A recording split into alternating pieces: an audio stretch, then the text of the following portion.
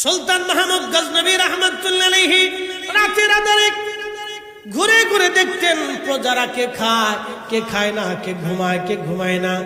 সুলতান মাহমুদ গজনবী রাত্রিবেলা বের হয়ে গেলেন। ওনার হাতের ভিতরে স্বর্ণের একটা প্রদীপ আছে, অর্থাৎ চেরাগের ডাটিটা স্বর্ণ দিয়ে বানানো ছিল। স্বর্ণ দিয়ে চেরাগের ডাটি বানানো। সুলতান মাহমুদ গজনবী রাহমাতুল্লাহ আলাইহি বাজারে ঘুরতে ঘুরতে বাজারে গেলেন। দেখি রাতের বাজার দেখতে কেমন দেখা যায়। উনি রাতের বাজারে গেলেন, যাওয়ার পরে দেখলেন এক দোকানদারের চেরাগের পাশে বসে বসে একটা ছেলে কিতাব পড়তেছে।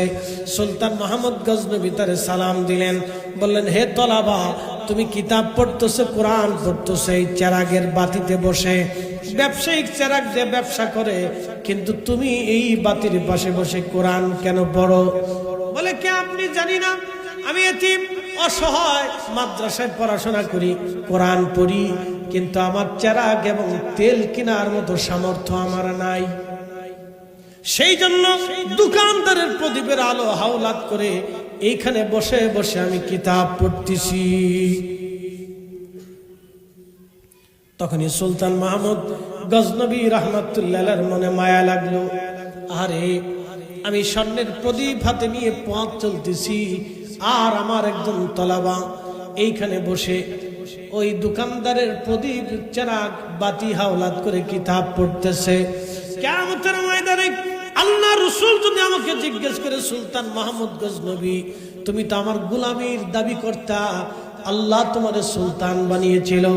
বর্তমান Afghanistan, Uzbekistan, Tajikistan, Turkmenistan, Azerbaijan, Turkistan, Afghanistan, Pakistan, বিরাট অংশের একজন বাদশা ছিলেন তিনি।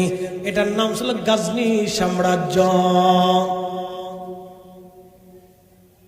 গাজনি সাম্রাজ্যের বাদশা ছিলেন তিনি, বিরাট সাম্রাজ্যের বাদশা।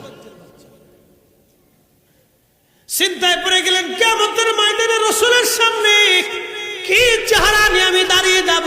কিয়ামতের ময়দানে আমি বলবো কি জবাব দিব নবীজির সামনে দাঁড়াইয়া? আহা, যদি রাসূল আমাকে জিজ্ঞাসা করে, তোমার মতো বাদশা হাতের মধ্যে তোমার ছিল স্বর্ণের প্রদীপ, আর আমার একজন তলাবা কিতাব পড়েছিল, দোকানের চেরাগের আলো হাওলাত করে, তোমার করণীয় ছিল কি? সেই সময় আমি কি জবাব দিব? সুলতান মাহমুদ গজনবী রাহমাতুল্লাহ আলাইহি চিন্তায় পড়ে গেলেন। হাতের চেরাগ, স্বর্ণের চেরাগখানা ছেলেটার হাতে দিয়ে বললেন, বেটারে, এটা স্বর্ণের প্রদীপ, তোমার কাছকে দিয়ে গেলাম, কালকে থেকে এই প্রদীপ দিয়ে তুমি কিতাব পড়বা, কারণ এই প্রদীপ থেকে তোমার কিতাবের অনেক দাম, এই প্রদীপ থেকে তোমার কিতাবের অনেক দাম। এই কথা বলে সুলতান মাহমুদ গজনবী রাহমাতুল্লাহ আলাইহি চলে আসলেন রাজপ্রাসাদে। ঘুমিয়ে আছেন, রাত্র গভীর, স্বপ্নের ঘরে দেখে রাহমাতুল লিল আলামিন তশরীফ এনেছে। চিৎকার মেরে বলেন আল্লাহু আকবার। প্রিয় নবীজি তশরীফ এনেছে। সুলতান মাহমুদ গজনবী রাহমাতুল্লাহ আলাইহি দাঁড়িয়ে গেলেন, সালাম দিলেন, আসসালাতু ওয়াসসালামু আলাইকা ইয়া রাসূলুল্লাহ। মিসকিনের ঘরে দুজাহানের বাদশার আগমন। নবীজি বলেন, সুলতান মাহমুদ, সুসংবাদ দেওয়ার জন্য এসেছি। তুমি আজ রাত্রিবেলা আমার একজন তলাবাকে স্বর্ণের প্রদীপ দিয়ে তুমি সম্মান করে আসছো। আরে সুলতান মাহমুদ গজনবী, তুমি স্বর্ণের প্রদীপ দিয়ে আমার তলাবাকে সম্মান করো নাই, মূলত তুমি আমাকে সম্মান করেছো। আমি রাসূল এই সম্মানের কারণে তোমাকে সাথে দেখা দিতে আসলাম, সুসংবাদ তোমাকে দিলাম, যাও, আমার আল্লাহ তোমাকে দুনিয়া এবং আখিরাতে কখনো অপদস্থ করবে না। দুনিয়াতে অপদস্থ হবে না, আখিরাতেও অপদস্থ হবে না। একবার জোরে বলা যাবে কি মারহাবা? এই সুলতান মাহমুদ গজনবী 17 বার ভারত আক্রমণ করেছিলেন, 17টা যুদ্ধই ভারতবর্ষে করেছিলেন, একটা যুদ্ধেও তিনি পরাজিত হন নাই। নবীর দোয়া, একসাথে বলেন কার দোয়া? আমার রাসূলের দোয়া। একটাবারও তিনি পরাজিত হন নাই, একটাবারও তিনি অপমান হন নাই।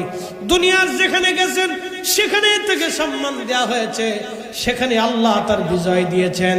খুব ইনসাফগার একজন বাচ্চা ছিলেন, বড় আশিক রসুল একজন বাচ্চা ছিলেন।